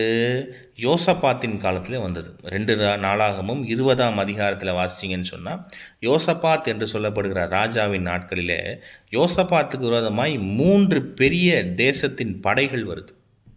யார் யார்? ஏதோமியர்கள், மோவாபியர்கள், அம்மோன் புத்திரர். இந்த 3 கும்பலும் யார் அழிச்சு போட? யூதாவை அழிச்சு போடும்படி வராங்க. வந்து எங்கே பாளையம் இறங்குறாங்க? என்கேதி என்று சொல்லப்படுகிற ஆசாசோன் தாமாரிலே அவங்க பாளையம் இறங்குனாங்க என்று சொல்லப்பட்டிருக்கிறது. அப்போ என்கேதியில் யார் இருக்கிறா? என்கேதி ஊர் திராட்சை தோட்டங்களில் முளைத்திருக்கிற மருதோன்றி பூங்கொத்தாகிய ஆத்தும நேசர் அங்கே இருந்தபடியினாலே யோசபாத்துக்கு அந்த ஜெயமாய் மாறுது அந்த யுத்தம். 3 பெரிய படைகளையும் கத்தர் அழித்து நிர்மூலமாக்குறார். ஒத்தனை வெட்டிக்க விட்டுறார். யூதாவெங்கும் உபவாசத்தை யோசபாத்து சொல்லி எல்லாரும் உபவாசத்தோடு ஜெபிக்கிறாங்க. எல்லையில் நின்று கத்தர் நல்லவர், அவருடைய கிருபை என்றும் உள்ளதுன்னு துதித்து பாட ஆரம்பிக்கும்போது யோசபாத்துடைய யூதாவின் படைகள் அப்படியே நிற்கிது. எதிர்த்து வந்த 3 பெரிய ஆர்மி 3 படைகளை ஒன்று வெட்டிட்டு சாவும்படி கத்தர் செய்துட்டார். ஏன்? என்கேதி ஊர் திராட்சை தோட்டங்களில் முளைத்திருக்கிற மருதோன்றி பூங்கொத்து அங்கே இருந்தார். யோசபாத்துக்கு பெராக்காவின் வெற்றியை அவன் பெற்றுக்கொள்ளும்படி ஆண்டவர் அவனுக்கு கிருபை செய்கிறதை பார்க்கிறோம். ஓகே, 15ஆம் வசனம். என் பிரியமே நீ ரூபவதி, உன் கண்கள் புறாக்கண்கள். இப்போ இந்த இடத்துல சொல்கிறாரு, என் பிரியமே நீ ரூபவதி, உன் கண்கள் புறாக்கண்கள். மணவாட்டி முதல் முறையாக ஆண்டவர் என்ன சொல்கிறாரு? உன் கண்கள் புறாவின் கண்கள்னு சொல்கிறார். என் பிரியமே, அவருடைய இருதயத்தை கவர்ந்து கொண்டால்தான் பிரியமே என்று பட்டத்தை வாங்க முடியும். நீ ரூபவதி, நீ அழகுள்ளவள். நீ ரூபவதி, 2 விஷயம் சொல்கிறார். நீ ரூபவதி, உன் கண்கள் புறா கண்கள். அப்போ ரூபமுள்ள மணவாட்டியைத்தான் நேசருக்கு பிடிக்கும். அதாவது ரூபம்னு சொன்னால் முக அழகு, வெளிப்புற தோற்றம் கிடையாது. 1 சாமுவேல் 16ஆம் அதிகாரத்தில் பார்த்தீங்கன்னு சொன்னால், தாவீதை அபிஷேகம் பண்ணும்படி கத்தர் சாமுவேலை அனுப்புகிறார் ஈசாயோட வீட்டுக்கு. அப்போ நல்லா ஹைட்டு வெயிட்டாக இருக்கிறாங்க. ஈசாயோட பிள்ளைகள் நல்லா அழகாக இருக்கிறாங்க, ஹைட்டு வெயிட்டாக இருக்கான், 6 அடிக்கு மேலே இருக்கான் ஒவ்வொருத்தனும். அப்போ சாமுவேல் மனசில் நினச்சிக்கிறான், இஸ்ரவேலுடைய அடுத்த ராஜா ஈசாயோட மூத்த மகன் தான் போல் இருக்கு, எலியாப் தான் போல் இருக்கு, இல்லை அடுத்து வந்த சம்மா தான் போல் இருக்குன்னு நினச்சிக்கிறான். ஏன்னா அவங்க ஹைட்டு வெயிட்டாக இருக்காங்க. கவர்மெண்ட்டுக்கு ஆஃபீஸர், ஆர்மிக்கு எடுக்கிற ஆள் எடுக்கிற மாதிரி நல்லா ஹைட் வெயிட்டாக இருக்காங்க. அப்போ சாமுவேல் அப்படின்னு நினச்சிக்கானா. ஆனால் ஆண்டவர் சாமுவேல்கிட்ட என்ன சொல்கிறாரு? நீ இவனுடைய முகத்தோற்றத்தையும் இவனுடைய வளர்ச்சியையும் பார்க்காத, நான் இவனை ரிஜெக்ட் பண்ணிட்டேங்கிறார். எப்போதுமே ஆண்டவர் வெளிப்புற தோற்றத்தை பார்த்து ஒருத்தனை எடை சொல்லுகிறவர் அல்ல. நான் ஒரு காலத்தில் ஒரு தேவ மனுஷன் எனக்கு தெரியும், ஒரு அருமையான குருவானவர். நான் ரட்சிக்கப்பட்ட புதுதில் அவர் பார்க்க பொறுக்கியமாக இருந்தார், கருப்பாக இருப்பார். அவருடைய முகச்சாடை பார்த்தீங்க அப்படின்னா ஒரு பொல்லாதவனை போல் இருக்கும். நான் நினச்சேன், இவர் பார்க்க ரொம்ப பொல்லாதவனாக இருக்கார். ஆனால் உண்மையாகவே அவர்கிட்ட பழகின பிறகு தான் தெரியும், அவர் அருமையான, he's a very wonderful man of God. அருமையான தேவ மனுஷன், very sweetest man in the world. அப்போ வெளிப்புற தோற்றத்தை வைத்து நியாய தீர்ப்பு செய்யாதிருங்கள் என்று சொல்லி மத்தேயு சுவிசேஷத்தில் ஆண்டவர் சொல்கிறதை வாசிக்கிறோம்.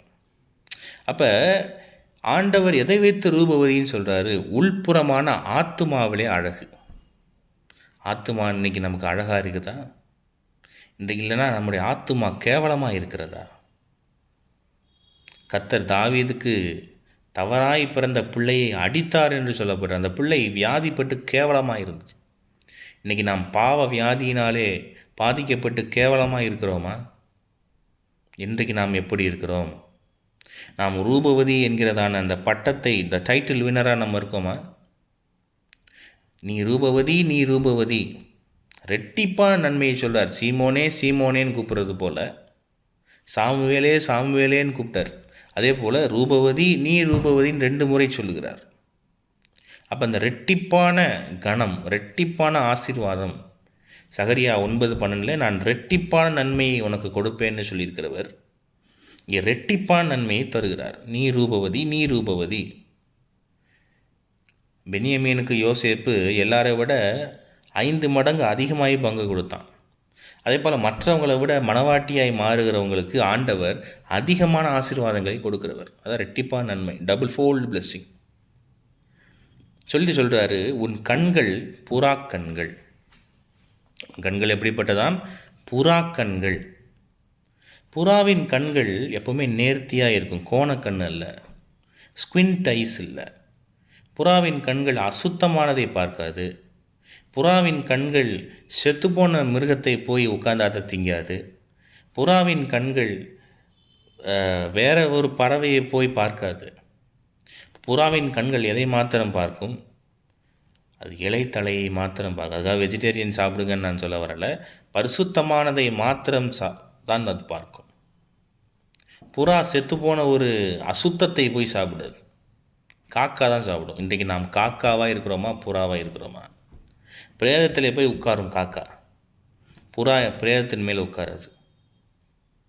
புறாவின் தன்மை, அதான் புறாவின் குணாதிசயம் அப்படிப்பட்டது. இன்றைக்கி நாம் எந்த பிரேதத்தின் மேல் உட்கார்ந்து கொண்டிருக்கிறோம்? பாவம் என்கிறது பிரேதத்துக்கு சமம். பாவம் என்கிறது மரணத்துக்கு சமம். பாவத்தின் சம்பளம் மரணம். இன்றைக்கு எந்த மரணமாகி அந்த பிரேதத்தின் மேல் உட்கார்ந்து கொண்டிருக்கிறோமோ, இந்த காக்காவின் தன்மையை நாம் கலைந்து போட்டுவிட்டு, அந்த காக்கையின் தன்மையை கலைந்து போட்டு இன்றைக்கி புறாவின் தன்மையை நாம் தரித்து கொண்டால், இன்றைக்கு நம்மை கர்த்தர் மனவாட்டியாய் அங்கீகரிக்க அவர் பெரியவராக இருக்கிறார். அப்போ உன் கண்கள் புறா கண்கள். அப்போ நேசரை தரிசிக்கிற அந்த கண்கள், அது எப்படிப்பட்ட கண்களாம்? புறாவின் கண்கள்.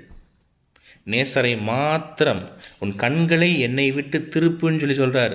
நேசரையே பார்த்து கொண்டிருக்கிறாயேன்னு சொல்லி நேசரே மயங்குறார். பாட்டு 7:6.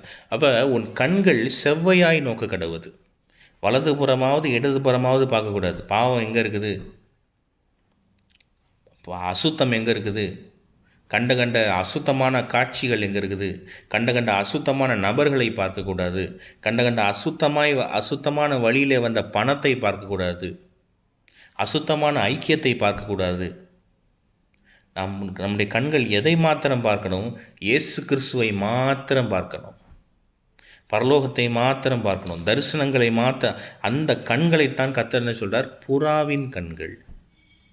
புறாவின் கண்கள். இல்லைன்னா அந்த கண்களை கர்த்தர் கழுகை கொண்டு பிடுங்க வைத்து விடுவார்.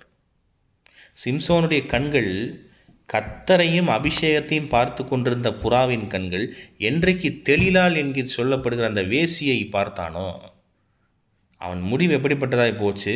கண்களை பிடுங்கி மாவரைக்க விட்டுட்டார். மாவரைக்க பிசாசு கொண்டு போய் தட்டி விட்டுட்டு போயிட்டான். இன்றைக்கு நம்முடைய கண்கள் புறாவின் கண்களாக இருக்கிறதா? இதை கேட்டு கொண்டிருக்கிற வாலிப பிள்ளைகள், அசுத்தமான காட்சியை நீ பார்த்து கொண்டிருக்கிறாயா? உன் கண்கள் புறாவின் கண்களாக இல்லையோ? இன்றைக்கு மனம் திரும்பு. உன் கண்கள் புறாவின் கண்களாக இருக்க வேண்டும். நீ பார்க்கிற அந்த போனோகிராஃபி, அது உன் கண்ணை கெடுத்து போடும். சிம்சோனை போல கண்களை பிடுங்கப்பட்ட நிலைமையிலே உன்னை கொண்டு போய் தள்ளும். அதனால் கண்களை புறா கண்களுக்கு நாம் பிரதிஷ்டை பண்ணும்போது உன்னதத்தை நோக்கி பார்க்க முடியும். ஒரு மூத்த குமாரனுடைய வாழ்க்கையில் பாருங்கள், அப்பாவோடு இருந்தபோது அவன் கண்கள் புறா கண்களாக இருந்த இளைய குமாரன், கெட்டகுமாரன் ஓமையில். ஆனால் என்றைக்கு அப்பாவுடைய சொத்தை பங்கு கேட்டு வாங்கிட்டு தூர தேசத்துக்கு போய் அதை தகாதவர்களோடு செலவழித்தானோ, அவன் கண்கள் புறாவின் கண்களாக இல்லாமல் காக்காவுடைய கண்ணாக மாறி போச்சு. அதுதான் அங்கே போய் தரித்திரப்படுகிறான். இன்றைக்கு நம்முடைய கண்கள் புறாவின் கண்களாக இருக்கிறதா? அப்படி இல்லாவிட்டால் ஆண்டவரே, என் கண்களுக்கு கர்த்தர் கலிகம் போடுங்க, என் கண்களை பரிசுத்தப்படுத்துங்க, என் கண்களை உங்களுடைய இரத்தத்தினால கழுவுங்க. ஆண்டவரே, கர்த்தரை சிலுவையில் அறைந்த போது முள்முடி சூட்டப்பட்டு அவருடைய கண்கள்லேருந்து ரத்தம் வடிந்தது. அந்த ரத்தம் என் கண்களில் இறங்கட்டும் சுவாமி, அந்த இரத்தத்தினால் என்னை கழுவும், உம்முடைய பரிசுத்த வார்த்தையினாலே என்னை கழுவும், உம்முடைய பரிசுத்த அக்னினாலே என்னை கண்களை பரிசுத்தப்படுத்தும் இன்றைக்கு நாம் கேட்போமா?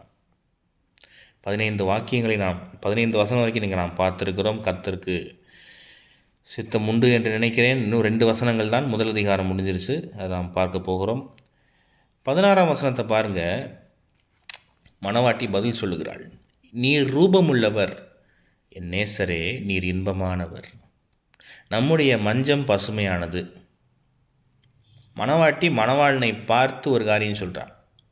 நீர் ரூபமுள்ளவர், என் நேசரே நீர் இன்பமானவர், நம்முடைய மஞ்சம் பசுமையானது. இந்த வார்த்தைகள் எப்படி சொல்ல முடியும்? முதல்ல நம்முடைய கண்கள் புறா கண்களாக இருந்தால்தான் ஆத்தும நேசரை சரியான கண்ணோட்டத்திலே பார்க்க முடியும், புரிஞ்சுக்க முடியும். இல்லைனா குருடன் யானையை தொட்டு தடவிட்டு வாழை மட்டும் பிடிச்சி பார்த்து இதுதான் யானைன்ட்டு போன கதையாக மாறிடும். முதலாவது மணவாட்டி என்ன சொல்கிறார்? நீர் ரூபம் உள்ளவர், நீர் அழகானவர் ஆண்டவரே, நீர் 10,000ங்களில் சிறந்தவர் ஆண்டவரே, நீர் இன்பமானவர். இயேசு கிறிஸ்து மகா இன்பம் உள்ளவர். அவர்கிட்ட பழகி பாருங்கள், அவருடைய அன்பு நமக்கு புரியும். அவர்கிட்ட பழகி பாருங்கள், உங்கள் மன விருப்பங்களை நிறைவேற்றி கொடுப்பார். அவர்கிட்ட பழகி பாருங்கள், உங்களுக்கு நன்மை செய்வார். அவர்கிட்ட பழகி பாருங்கள், பரலோகத்துக்கு உங்களை அழைச்சிட்டு போவார். அவர்கிட்ட பழகி பாருங்கள், உங்களுக்கு என்னென்ன காரியங்கள் உங்களுக்கு குறைவுபட்டிருக்கோ நிறைவாக்கி தருவார். அதான் நீங்கள் இன்பமானவர். பிசாசிட்ட பழகணும்னா துன்பத்தை கொடுத்தான், துன்பமானவன். ஆனால் ஆத்தும நேசர் எப்படிப்பட்டவர்? அவர் இன்பமானவர். நம்முடைய மஞ்சம் பசுமையானது, நம்முடைய மஞ்சம் பசுமையானது. அப்போ அந்த பெட், பரலோகத்தில் இளைப்பாறுதலை குறிக்கக்கூடிய மஞ்சம்னு சொன்னால் பெட். அப்போ பெட்டில் படுத்து நாம் ரெஸ்ட் எடுக்கிறது போல் கர்த்தர் அருளுகிற அந்த இளைப்பாறுதல் ரொம்ப இன்பம் உள்ளது, ரொம்ப இன்பம் உள்ளது. அதான் இங்கே மணவாட்டி சொல்கிறார், நீர் ரூபம் உள்ளவர், என் நேசரே நீர் இன்பமானவர், நம்முடைய மஞ்சம் பசுமையானது. யோவானை பாருங்கள், அன்பான சீஷன், இயேசுவின் மார்பிலே சாய்ந்து அவன் ஆண்டவர் பிரசங்கம் பண்ணும்போதெல்லாம் இயேசுவின் மார்பில் சாய்ந்து கொள்வான். அவருடைய நெஞ்சையே அவன் மஞ்சமாய் மாற்றிட்டான். நம்முடைய மஞ்சம் பசுமையானது. நம்முடைய வீட்டின் உத்திரங்கள் கேதுரு மரம். 17ஆம் வசனம் கடைசி வசனம். நம்முடைய வீட்டின் உத்திரங்கள் கேதுரு மரம், நம்முடைய மச்சு தேவதாரு மரம். நம்முடைய வீடு எது? பரலோகம். நம்முடைய வீடு எது? பரலோகம். அந்த உத்திரங்கள் கேதுரு மரம். கேதுரு மரத்தால் ஒரு வீடு கட்டணும், தேவதாரு மரத்தால் அதோடைய மச்சு வீடு கட்டணும் அப்படின்னு சொன்னால் அது ரொம்ப வருஷங்கள் நீடித்திருக்கும். அப்போ கேதுரு மரத்துக்கும் தேவதாரு மரத்துக்கும் ஒப்பனையாய் கர்த்தர் கட்டியிருக்கிற பரலோகம் என்றென்றைக்கும் இடிஞ்சே போகாது. இந்த பூமியின் வீடு வேணால் இடிஞ்சு போகும், பூமியாகிய வீடு வேணால் அழிஞ்சு போகும். ஆனால் பரலோக ராஜ்யம் என்றென்றைக்கும் நிலைத்திருக்கும். அதுதான் இங்கே மணவாட்டி சந்தோஷமாய் சொல்கிறா, நாம் போய் வாழப்போகிற அந்த வீடு, பரலோக நித்திய வீடு, அது எதுக்கு ஒப்பனையாய் சொல்லப்படுது? நம்முடைய வீட்டின் உத்திரங்கள் கேதுரு மரம். உத்திரங்கள்னால் உத்திரம் போட்டு கட்டுறது கேதுரு மரம். நம்முடைய மச்சு தேவதாரு மரம். யோவான் 14ஆம் அதிகாரத்தில் ஆண்டவர் சொல்கிறார், என் பிதாவின் வீட்டிலே அநேக வாசஸ்தலங்கள் உண்டு. பரலோகம்னா சும்மா கொஞ்சம் தான் இருக்குன்னு இல்லை, பரலோகத்தை எண்ணி முடியாது. பரலோகத்தில் எத்தனையோ லட்சக்கணக்கான கோடிக்கணக்கான வீடுகள் அங்கே உண்டு. அங்கே எத்தனையோ பேலஸ் உண்டு. அங்கே போய் நாம் சந்தோஷமாக இருக்கலாம். அது அதாவது அது அழிவில்லாத ஒரு பிளானட் பரலோகம். அங்கே இருக்கிற வீடுகளுக்கு அழிவே கிடையாது. அங்கே யாரும் திருடவும் முடியாது, அங்கே யாரும் அழிக்கவும் முடியாது, எதுவும் செய்ய முடியாது. அது ஒரு கேதுரு மரத்துக்கும் தேவதாரு மரத்துக்கும் ஒப்பனையாய் சொல்லப்படும். கேதுரு மரம் தேவதாரு மரத்தாலெலாம் வீடு கட்டணும் அப்படின்னா அந்த வீடு ரொம்ப வருஷங்களுக்கு நிலச்சிருக்கும். கிட்டத்தட்ட 500 வருஷங்களுக்கு இருக்கும் அப்படின்னு சொல்லப்படுது. அது பரலோகத்துக்கு ஒப்பனையாக இந்த 2 மரங்களையும் கர்த்தர் இங்கே மணவாட்டி சொல்லுகிறதை பார்க்கிறோம். ஆண்டவருடைய பெரிய கிருபையினாலே உன்னத பாட்டின் புஸ்தகம் 1 அதிகாரம் முழுவதையும் நாம் கர்த்தருடைய தயவினாலே தியானித்திருக்கிறோம். சுருக்கமாய் இந்த தேவ செய்தியை நான் ஆண்டவருடைய கிருபையில் சொல்லியிருக்கிறேன். உங்களுக்கு புரிந்திருக்கும்னு நம்புகிறேன். கர்த்தர் உங்களை ஆசீர்வதிப்பாராக. God bless you.